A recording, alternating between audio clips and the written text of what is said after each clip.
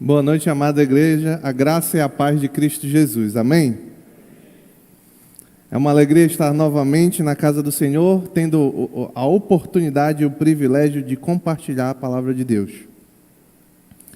Eu queria que os irmãos hoje procurassem na sua Bíblia, abrisse a carta de Paulo aos Colossenses. Quem esteve aqui no domingo passado, nós vamos falar do texto imediatamente posterior. Consideramos o verso 1 a 3 do capítulo 3. Hoje nós vamos considerar os versos 4 e 5 do mesmo capítulo 3. Mas se você não esteve, fique bastante tranquilo que a gente vai conseguir entendendo aqui o texto, tá bom? Um grupo de homens aqui na igreja do qual eu faço parte tem estudado um livro chamado Homens Mais Parecidos com Cristo. Nesse livro, o autor, que é o pastor David Merck, ou Davi Merck, que é muito conhecido da igreja, já esteve aqui conosco, ele cita duas mulheres para ilustrar um ponto. Mulheres verdadeiras que existiram. A primeira chamava-se Hattie Green, e ela era conhecida como a bruxa de Wall Street, bolsas de valores nos Estados Unidos. Hattie morreu em 1915 com uma fortuna estimada em 95 milhões de dólares. Hoje, 95 milhões de dólares é muito dinheiro. Naquela época, não sei nem o que seria hoje. E ela, ainda dona de toda essa fortuna, ela era muito, muito avarenta. Em termos populares, mão de vaca. A ponto de que ela comia aveia fria, porque ela dizia que não valia a pena a despesa para esquentar a aveia. Certa ocasião, o filho dela teve que ter uma perna amputada, porque ele estava com problema na perna e ela ficou muito tempo procurando uma clínica gratuita, porque ela não queria pagar para fazer o tratamento. Contemporânea a ela, do mesmo tempo, havia também a Rainha Vitória da Inglaterra. A gente vai para outra área do mundo agora. A Rainha Vitória da Inglaterra, que quando jovem era uma menina muito danada, conta o autor do livro, o pastor Davi Merck, nessa ilustração. Em razão desse comportamento de ser muito levada, aprontar muito, os tutores, aqueles que tomavam conta dela, nunca faziam de tudo para que ela não soubesse que ela era a herdeira do trono, que um dia ela viria a ser rainha da Inglaterra. Faziam isso com medo de que se ela se tornasse cada vez mais mimada e incontrolável. Até que um dia, um professor particular deixou escapar. E ela, então, tomou consciência de que ela estava na linha sucessória e que, muito provavelmente, ela viria a ser um dia rainha da Inglaterra. Só que, curiosamente e surpreendentemente, quando ela soube disso, a reação dela foi o seguinte. Ela disse, ainda criança, a partir de agora, eu serei uma boa menina. Quando ela tomou conhecimento do papel importante que ela teria, ela disse, não posso continuar como eu estou. A partir de agora, eu serei uma boa menina. Qual a diferença dessas duas mulheres que eu citei? O que uma especialmente se diferenciava da outra? A maior diferença é que somente uma delas, imagino que os irmãos sabem quem, apenas uma delas vivia conforme a sua identidade. Hoje vamos aprender algumas verdades na palavra do Senhor, sobre como nós podemos cada vez mais viver conforme a nossa identidade cristã. Então vamos, enfim, à palavra do Senhor. Colossenses capítulo 3, versos 4 e 5. Diz assim a palavra do Senhor: quando Cristo, que é a sua vida, for manifestado, então vocês também serão manifestados com Ele em glória. Assim, façam morrer tudo que pertence à natureza terrena de vocês: imoralidade sexual, impureza, paixão, desejos maus e a ganância, que é a idolatria. Oremos ao Senhor. Pai querido, obrigado pela Tua palavra, Senhor. Que ela revele edificação, transformação na Tua casa, Pai. É o que te pedimos em nome de Jesus. Amém. Como nós consideramos no domingo passado, a igreja em Colossos ela era influenciada por uma grande mistura de várias heresias e comportamentos estranhos. Estavam sendo influenciados por filosofia grega. Então eles ficavam dizendo que a matéria em si era ruim e que somente o espírito era bom. Ficavam se voltando aos princípios elementares. O que são princípios elementares? Voltavam buscavam conhecimento especial na natureza e etc. Estavam sendo influenciados também por um legalismo judaico. Não bastava crer em Cristo, era necessário também crer, cumprir a lei judaica, os rituais judaicos, lavar a mão de uma forma, etc. Além disso, misticismo, culto a anjos e ascetismo, autossacrifício para alcançar a graça de Deus. E nessa mistura toda, Paulo usa uma estratégia para corrigir o comportamento daquela igreja. Ele aponta para o nosso Senhor Jesus Cristo como todo o suficiente. Em certa medida, o que o apóstolo Paulo vai fazer na carta aos Colossos, ele vai dizer o seguinte: olha, nada disso que vocês estão fazendo serve para nada. Olhe para Jesus Cristo, que Ele é todo o suficiente.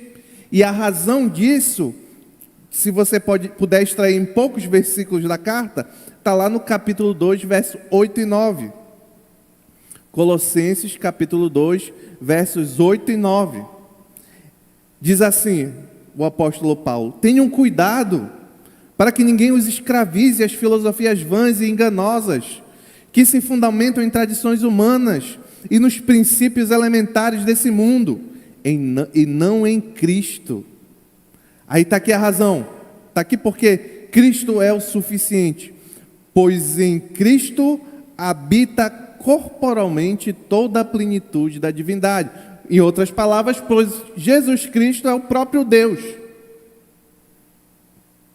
No último domingo, quando consideramos os versos 1 e 3, Paulo já está na parte prática das suas cartas. Ele sempre tem.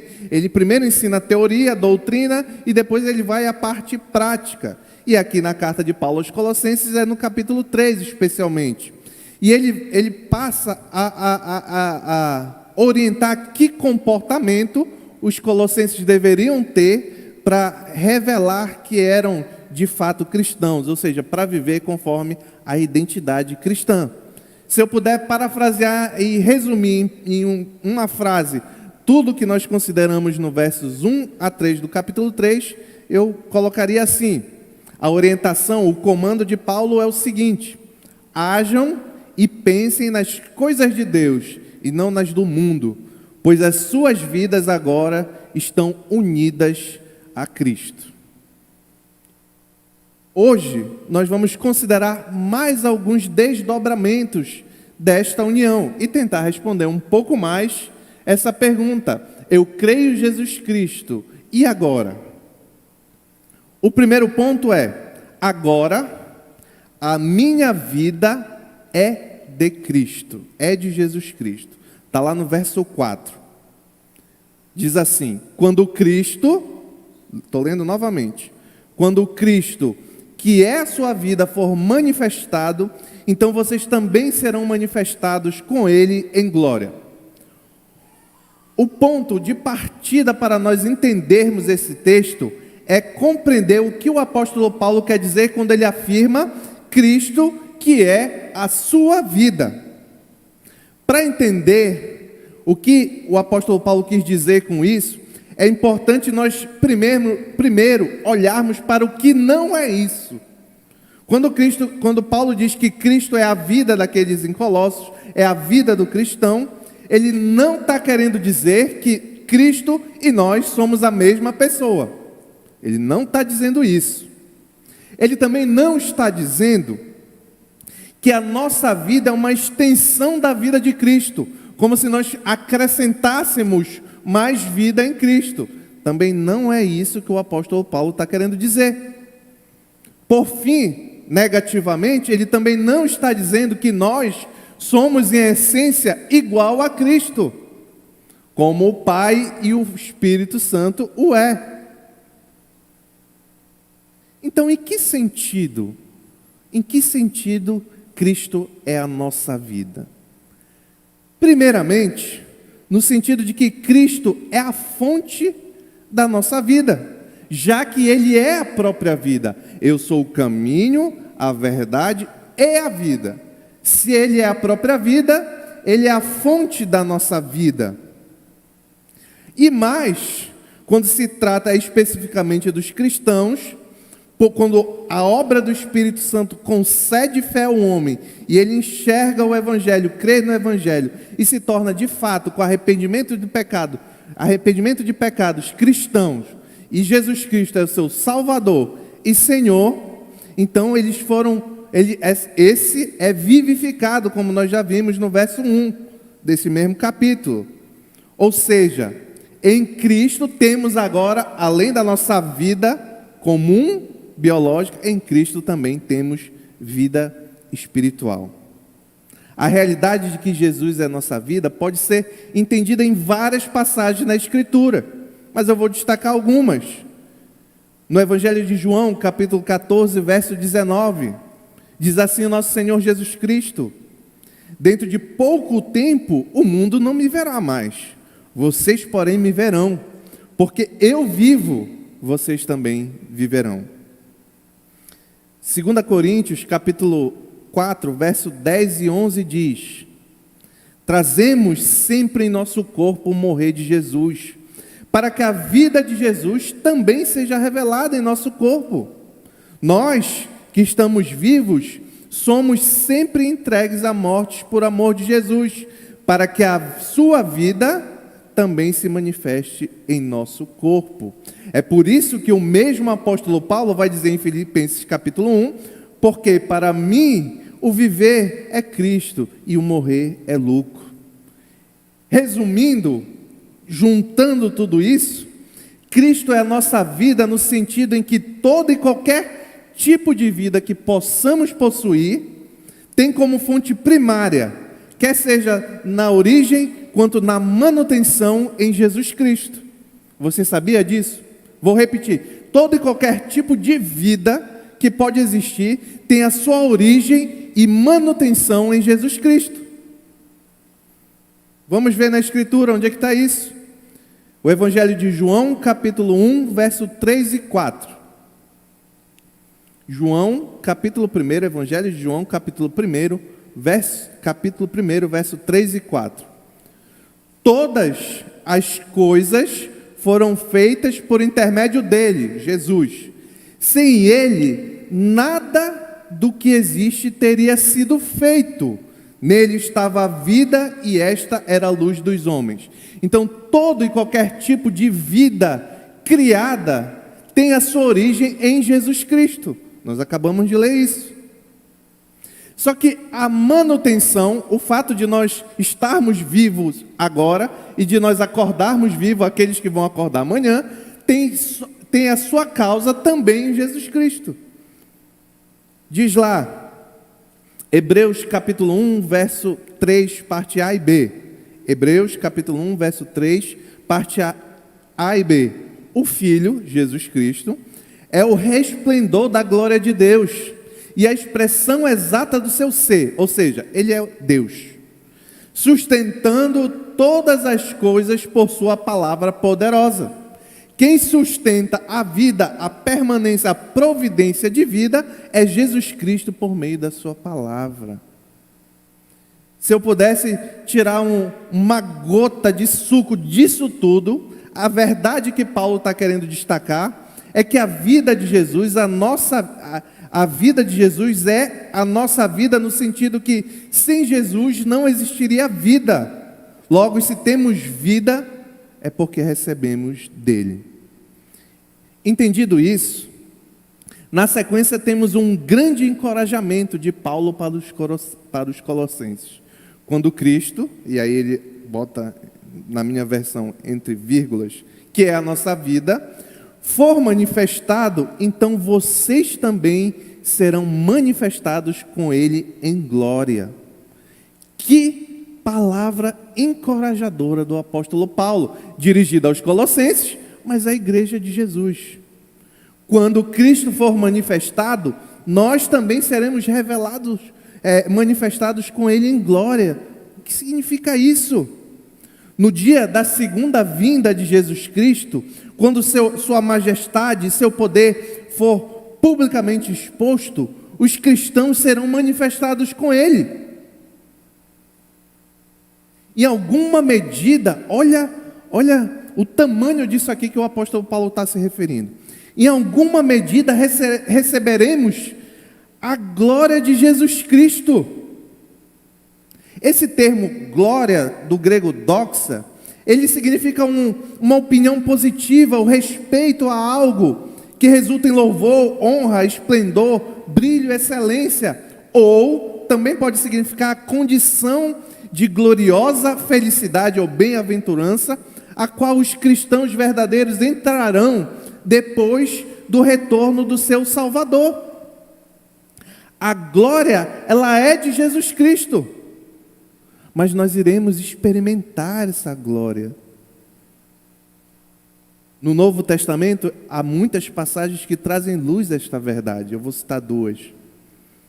Romanos, capítulo 8, verso 17. Se somos filhos, então somos herdeiros, herdeiros de Deus, co-herdeiros com Cristo.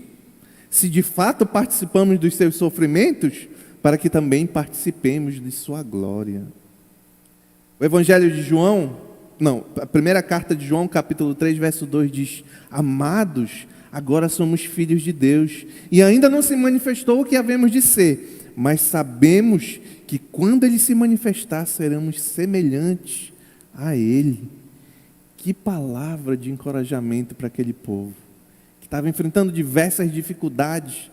Ele aponta para Jesus Cristo e diz que aqueles que são vivificados, que agora pensam nas coisas do alto, que têm um coração transformado pelo Espírito Santo, um dia eles vão ser manifestados com Jesus Cristo em glória.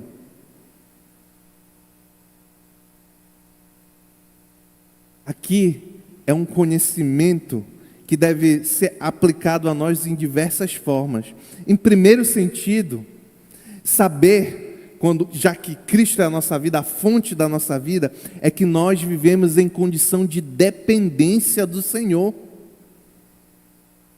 Tudo depende de Jesus Cristo, como eu disse, Ele sustenta todas as coisas pela palavra do seu poder.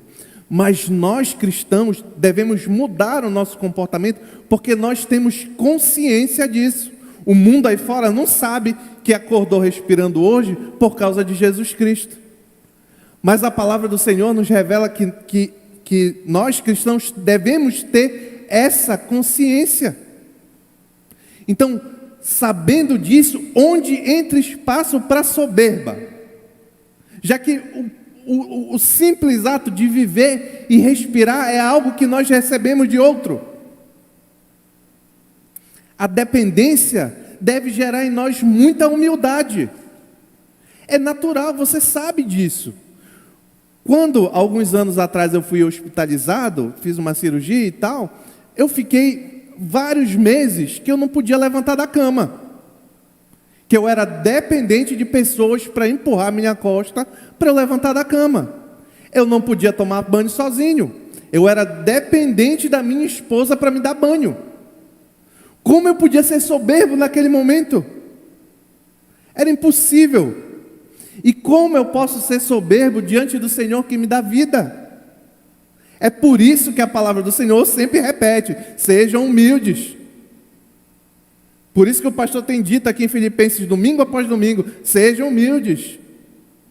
A humildade de Cristo é muito maior do que qualquer humildade. Nós nunca vamos alcançar a humildade de Cristo, em primeiro lugar, porque Cristo é autossuficiente. Ele é humilde porque Ele quer ser humilde. Nós não. A humildade faz parte de ser inteligente, porque a vida de Cristo é a nossa vida. Nós temos vida por causa dele.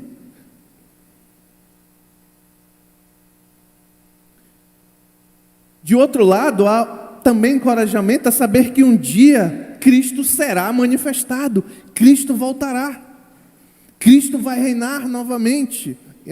Aqui, né? Ele já reina espiritualmente sempre, mas Ele vai reinar aqui nessa terra também, como eu creio. E esse reinado, quando Ele voltar, quando Ele se manifestar, ou na última vinda de Cristo, nós estaremos com Ele. A promessa é que nós estaremos com Ele naquele momento.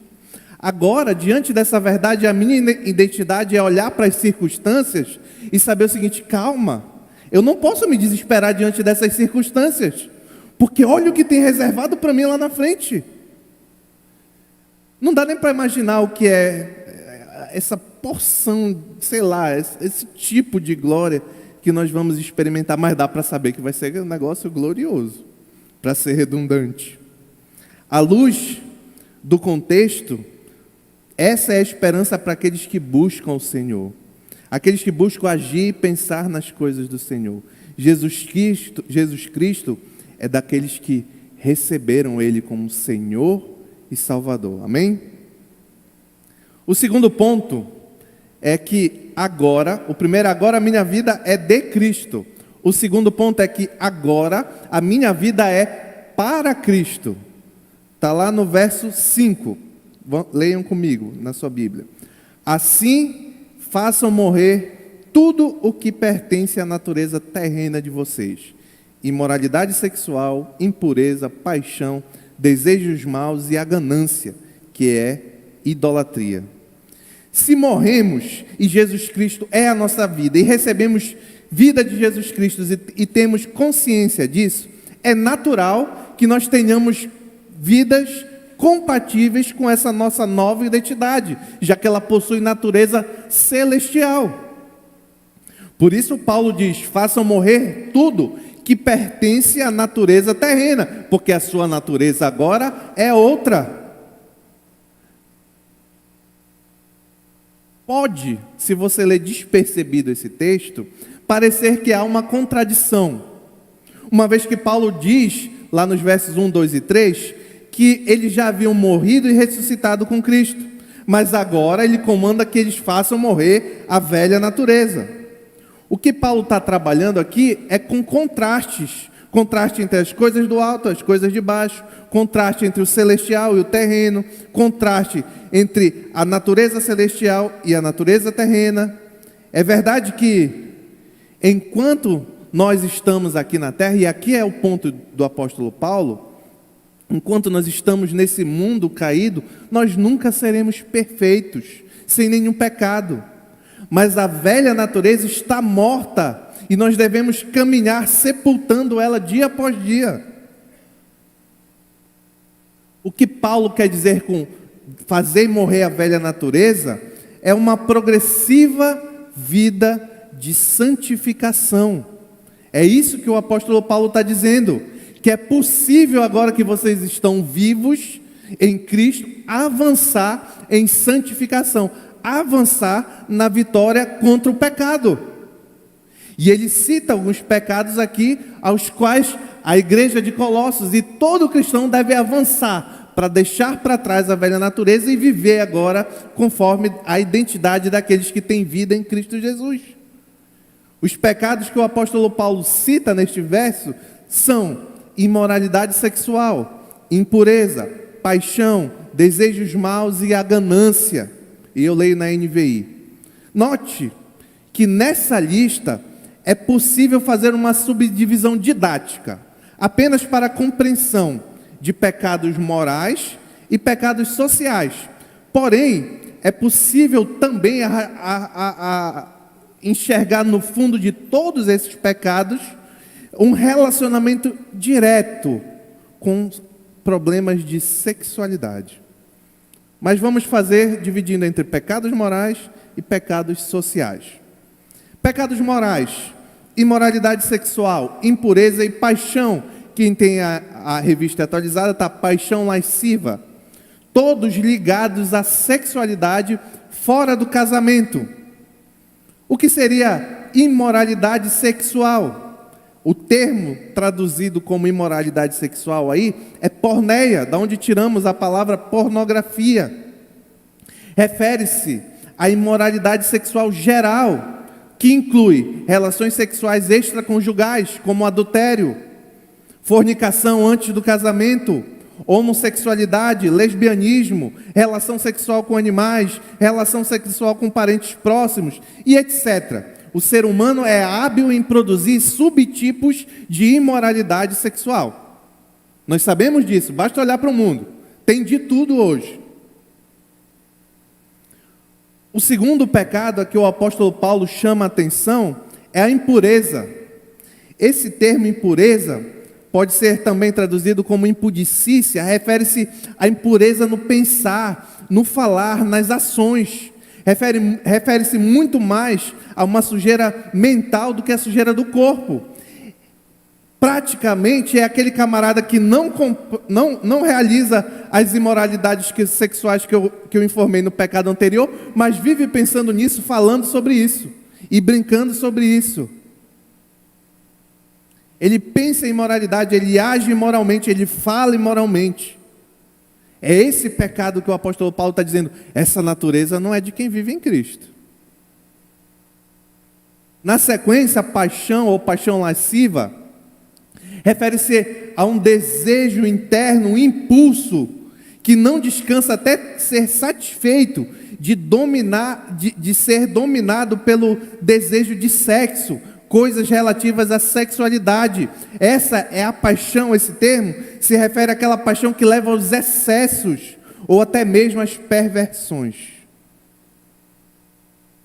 Esses são os 3 primeiros pecados que Paulo lista nesse verso, diretamente ligado à sexualidade.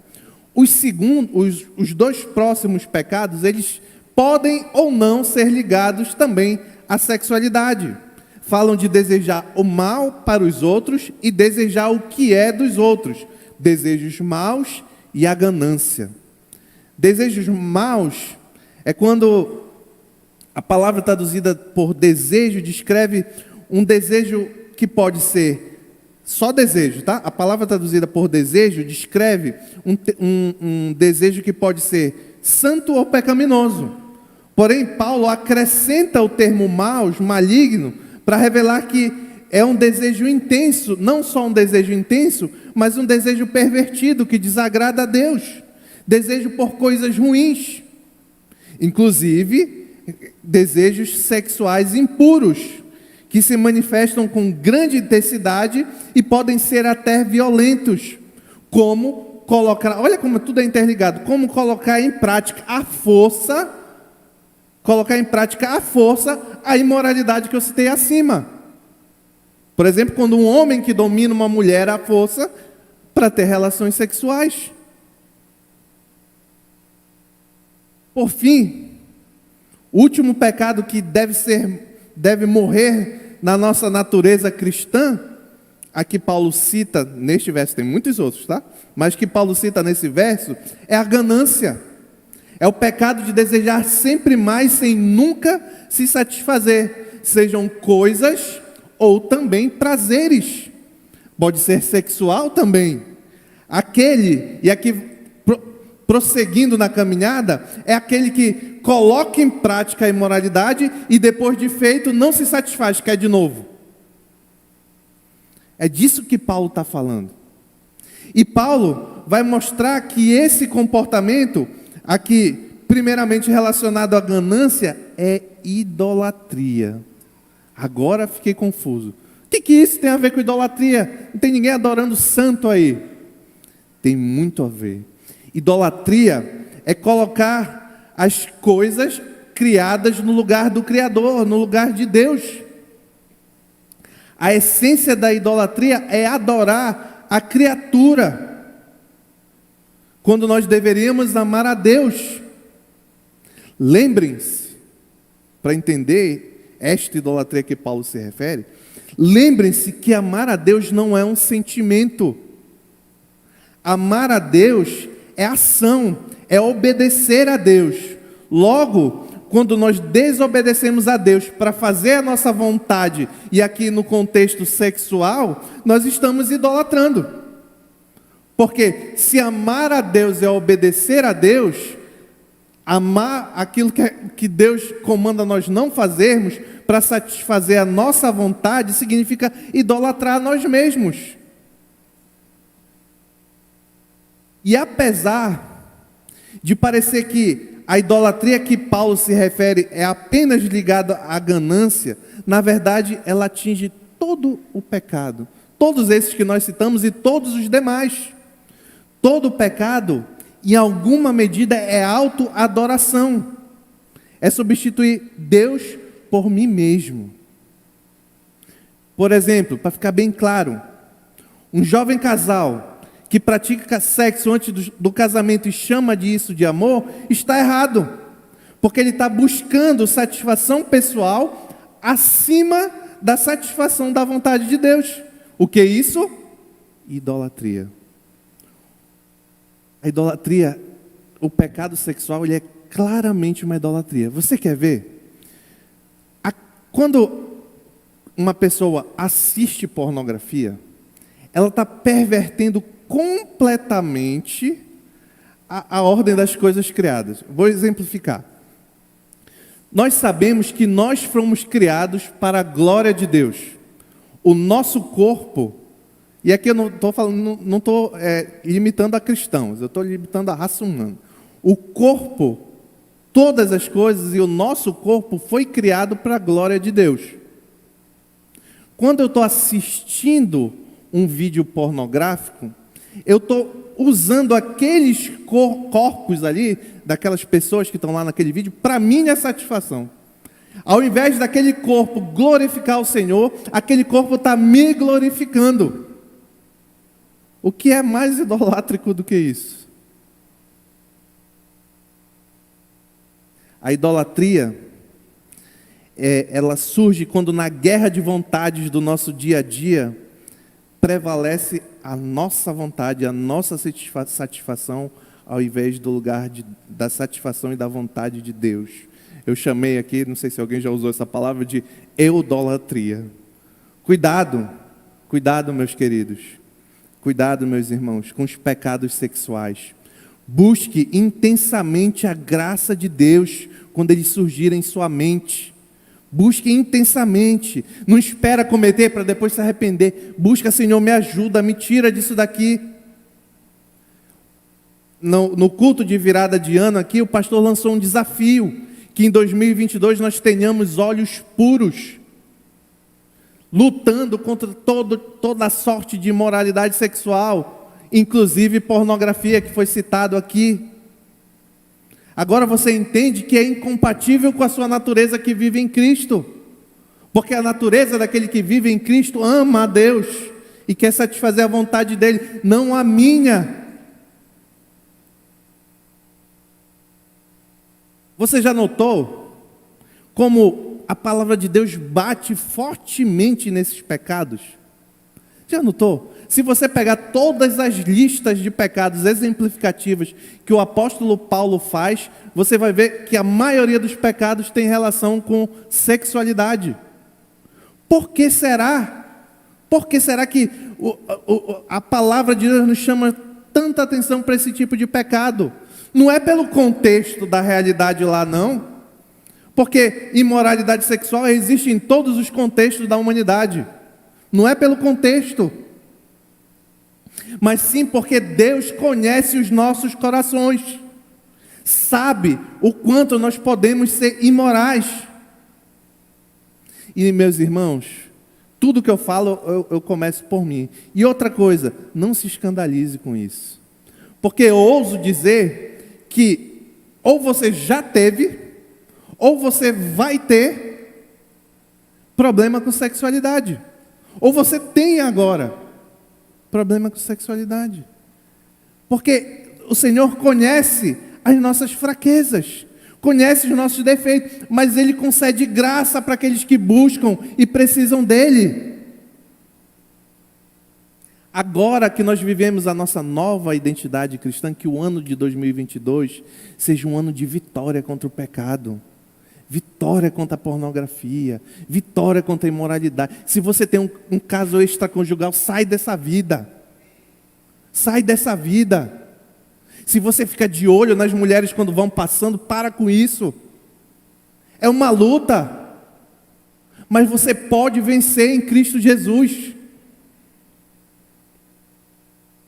A verdade bíblica é que nós não temos justificativa para pecados sexuais ou qualquer tipo de pecado.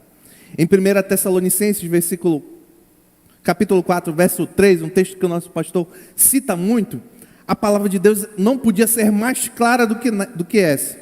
A vontade de Deus é que vocês sejam santificados, ou a vontade de Deus é que vocês sejam santos, ou a vontade de Deus é que vocês não pequem. Só que olha a sequência do verso aí. Abstenham-se da imoralidade sexual. É muito difícil, você pode estar dizendo, meu irmão, minha irmã, é muito difícil, eu não consigo. Mas aqui tem uma boa notícia para você. Existe graça em Cristo para nós vencermos essa batalha. Hebreus capítulo 4, eu já vou concluindo. Hebreus capítulo 4, verso 16, diz assim: assim, aproximemo-nos do trono da graça com toda a confiança, a fim de recebermos misericórdia e encontrarmos graça que nos ajude no momento da necessidade. A mesma graça de Cristo Jesus que lhe salvou, que fez com que você fosse capaz de reconhecer Ele como seu Salvador e se entregasse verdadeiramente a Ele, essa mesma graça é disponível para aquele que quer vencer o pecado.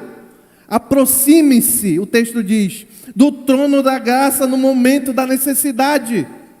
Não espera cometer o pecado para se arrepender, meu irmão. Luta, mas não luta só, luta com o Senhor, porque nele há graça no momento da necessidade. Em nome de Jesus, amém.